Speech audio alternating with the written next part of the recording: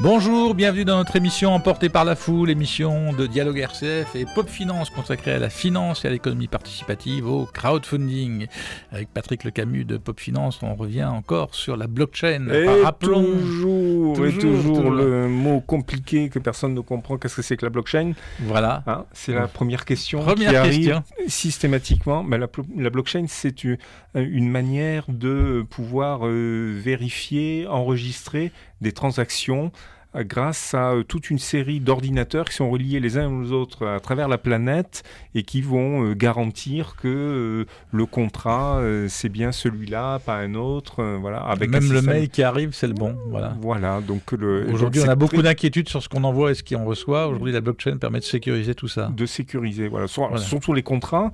Et ça a été très utilisé pour ces fameuses crypto-monnaies. Peut-être que tout le monde en a entendu parler parce que ça flambe, ça spécule à mort sur les monnaies virtuelles qui utilisent la technologie blockchain. Alors, ces monnaies virtuelles, elles inquiètent nos dirigeants qui ont envie quand même de réglementer parce que tout ça, ça se passe en dehors des États, en dehors des banques centrales. Et donc là, les États se disent qu'est-ce qui se passe ? On a vu mais là, Christian, c'est pas le sujet d'aujourd'hui. Ah oui ? Non. Ben quand même, je vois que le gouvernement français... Ça, sur la finance, c'est sur la finance, mais c'est pas sur les crypto-monnaies. C'est au contraire, c'est une ouverture de la technologie blockchain sur des activités extrêmement réglementées, comme les titres, les échanges de titres, les titres de créances.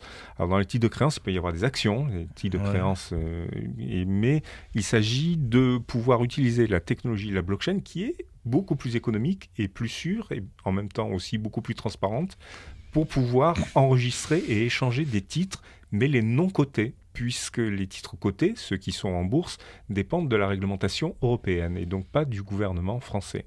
Donc ça veut dire que si j'ai acheté des actions par le crowdfunding ou une action d'une entreprise X ou Y, je peux... Des obligations par exemple. Des obligations. J'ai mis mes économies dans une entreprise. Et surtout des parts de fonds. Voilà. On a acheté des parts d'un fonds d'investissement. Voilà, pour préserver mes économies. Là, je peux utiliser la blockchain pour les transférer, les céder, les vendre. C'est plutôt les fonds et les plateformes de crowdfunding qui sont autorisés explicitement à utiliser cette technologie plutôt que leurs obligations précédentes, à partir du 1er juillet 2018, leurs obligations précédentes de tenir toute une série de processus plutôt papier et de tenue de registres papier. Donc on va pouvoir utiliser des transferts qui vont être électroniques et des tenues de registres électroniques moins coûteux et plus sécurisé pour à la fois le savoir qui possède quoi et en même temps vérifier ou autoriser les bonnes transactions. Sur le crowdfunding et les titres de fonds essentiellement. Ça veut dire que des entreprises que nous avons reçues ici dans cette émission qui ont levé des fois plusieurs centaines de milliers d'euros, qui se retrouvent avec des centaines d'actionnaires, ces centaines d'actionnaires vont pouvoir accéder au dispositif blockchain pour dire au bout de 2 ou 3 ans, je vois que l'entreprise a pris de la valeur, j'ai envie de céder mes actions, je vais pouvoir accéder à ce dispositif pour transférer mes actions ? Alors, tout à fait, à condition que ça soit la plateforme, la holding créée par la plateforme dans laquelle ils ont investi, qui ait mis en place cette technologie. Voilà, donc ils ne la mettent pas eux-mêmes en place. C'est l'entreprise. C'est l'entreprise, donc c'est les gestionnaires de fonds.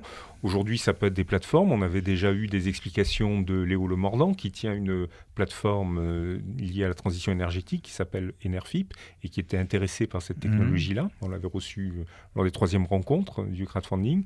Et ça peut être des fonds d'investissement qui dépendent des grandes banques, Natixis et autres, Arkea, qui sont des banques qui opèrent sur le risque, qui gèrent des fonds. C'est l'asset management, aujourd'hui on parle en anglais, donc la gestion d'actifs qui vont pouvoir utiliser ces technologies-là et ça aura une répercussion sur les investisseurs. Donc ça veut dire que globalement les investisseurs en crowdfunding auront plus de fluidité, plus de facilité d'échanger leurs actions. Ça va aller plus vite et la vérification des registres sera plus facile. Voilà, parce que jusqu'à maintenant c'était quelque chose qui posait problème.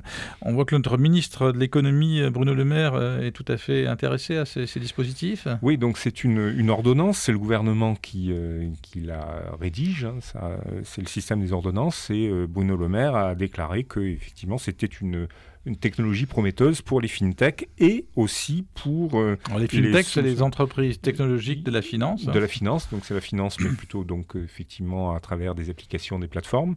Et donc, mais également, on l'a vu pour des fonds d'investissement plus classiques. Et donc voilà, il a annoncé ça, et c'est du coup la préparation de l'ordonnance nous a donné une définition de ce qu'est la chaîne de blocs. En français, blockchain se traduit par chaîne de blocs, et le ministère a créé un acronyme DIP, D2EP, et qui veut dire dispositif d'enregistrement électronique partagé. Voilà, oui, finalement, c'est plutôt ça quand même. Oui, c'est sans doute ça. Enfin, c'est pas beaucoup plus clair. Bon, c'est ça. Enfin, c'est en français déjà, c'est pas mal pour. Chaîne de blocs aussi, mais oui, c'est français. Voilà. Alors, il y a une limite, donc mise en application le 1er juillet. 2018, oui. Voilà. Et donc la limite, c'est ce que je disais, ça ne va pas pour les actions cotées en bourse qui dépendent de la réglementation européenne. Bon, sur notre et donc page... on est en avance, cocorico. Voilà. Sur notre page Facebook, on vous donne le lien vers des articles qui traitent de cela, puis ensuite on passe rapidement aux brèves. Alors très rapidement, 2 brèves. Il y a des plateformes qui se lancent pour faire de l'escroquerie en se faisant passer pour du crowdfunding, et c'est Finance Participative France qui nous alerte en disant crowd-partners.com et France-eco.net sont des fausses plateformes de crowdfunding. On n'avait pas venir encore les faussaires, ça arrive. Voilà. Ouais, voilà, ça arrive. Donc attention. Et c'est comme ceux qui collectent à l'approche de Noël des pétitions et qui vous font les poches en même temps. Voilà. Ça, donc c'est 50 € faites la attention. Donc Café Suspendu, un projet de Fanny Havas qui aujourd'hui travaille pour KissKissBankBank, mais qui avait développé le Café Suspendu sur Marseille, qui se transforme en Café et Baguette Suspendu en France, fait un appel à sondage pour développer Café et baguettes suspendues sur la page Facebook de cafébaguettesuspendu.fr. Vous pouvez répondre à ce sondage, ça serait intéressant pour savoir si vous avez un intérêt pour ce type d'initiative. Et puis une dernière nouvelle, ce sont une nouvelle de nos amis du Parvis des Arts qui rencontrent de grandes difficultés financières suite à l'abandon d'un certain nombre de partenaires. Ils ont besoin en urgence de 30 000 € avant le 31 janvier 2018 pour assurer leur survie. C'est fondamental pour cette troupe et pour ce lieu extraordinaire qui est dans le 3e arrondissement. Donc ils ont lancé une collecte de fonds sur Hello Asso. Vous pouvez y aller, soutenez-les. On a besoin de leurs paroles. Nous recevons aujourd'hui Sonia Illy. Bonjour Sonia. Vous êtes dans la cuisine, dans la restauration. Oui, moi je suis cuisinière et je vais ouvrir un restaurant avec mon compagnon dans le quartier de Noailles à Marseille. Donc l'idée, c'est pas un réel restaurant avec des tables pour s'asseoir, vraiment déjeuner avec des serveurs. C'est une cantine à chaussons. En fait, la cantine à chaussons. Alors dites-nous d'abord ce que c'est que les chaussons de la cantine, on comprend à peu près. Alors des chaussons, chez nous ils portent le nom de pastel. Donc c'est des petits chaussons farcis. Farcis avec on peut imaginer tout ce qu'on veut. Nous on avait pour idée de prendre des plats que tout le monde connaît. Par exemple une blanquette de veau, un couscous, et d'arriver à en faire des petites farces qu'on va enfermer à l'intérieur d'une pâte qui ressemble à une pâte brisée un petit peu, qu'on frit ou alors qu'on poche, pour ceux qui n'aiment pas trop les fritures. Et ensuite, on peut les manger à l'apéro, faire un menu accompagné de salade, des produits frais bien sûr. C'est un peu des tapas, un peu... Alors pour le soir, ça peut marcher comme des tapas, donc on aura un petit format effectivement à partager. Pour le midi, on veut vraiment faire des vrais menus pour que ce soit vraiment une pause déjeuner pour les gens. Et tout ça à base de produits frais, vraiment en mettant en avant le fait qu'on ouvre du snacking, mais qu'on est des cuisiniers. Donc voilà, essayer de se différencier. Donc là, vous avez le lieu. On a le lieu, donc on sera au numéro 29 de la rue d'Aubagne. D'accord, on retient l'adresse. Et par contre, il vous faut des équipements de cuisine. Voilà, en fait, on a déjà beaucoup de travaux parce que les locaux à Noailles sont vétustes, donc il y a tout à faire. Oui, donc c'est un peu ancien. On a déjà engagé pas mal de fonds personnels et bancaires sur cette partie. Mais par contre, il nous manque encore des équipements de cuisine, donc une friteuse, un laminoir, un pétrin. Et tout cela est cher. Tout cela a un coût, c'est pour ça qu'on est à la recherche de 8 000 €. Voilà. Alors, 8 000 €, vous êtes sur KissKissBankBank. Oui, et on a déjà récolté 5 500 €. La collecte se termine samedi, donc voilà, il reste encore quelques jours. C'est un don avec contrepartie. Voilà, des contreparties, donc en fait ça marche un petit peu comme des préventes puisque vous aurez des menus que vous pourrez... On aura des chaussons. Voilà, exactement. C'est la première fois ici qu'on reçoit la possibilité de faire un don et en échange on aura des chaussons. Voilà. Et les chaussons, ils seront livrés à partir de quel moment ?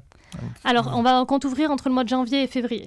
Voilà, donc là, et à ce moment-là, vous aurez une carte, vous aurez un service. On aura une carte avec plusieurs menus, et on aura quand même un espace, une salle où les gens pourront s'asseoir, mais voilà, ce ne sera pas sous forme de table avec chaise. Voilà, je vous en dis pas plus, mais il faudra venir voir. D'accord, c'est un petit peu, restaurant à tapas, un petit peu, quoi. Un petit peu. Voilà. Bien, donc, vous êtes sur KissKissBankBank, on peut retrouver toutes les informations sur notre page Facebook. On remercie Corentin Aubry qui assure le son, Guillaume Baudouin qui assure l'image. Vous pouvez retrouver toutes les informations sur notre page Facebook et nous vous donnons rendez-vous la semaine prochaine. À bientôt.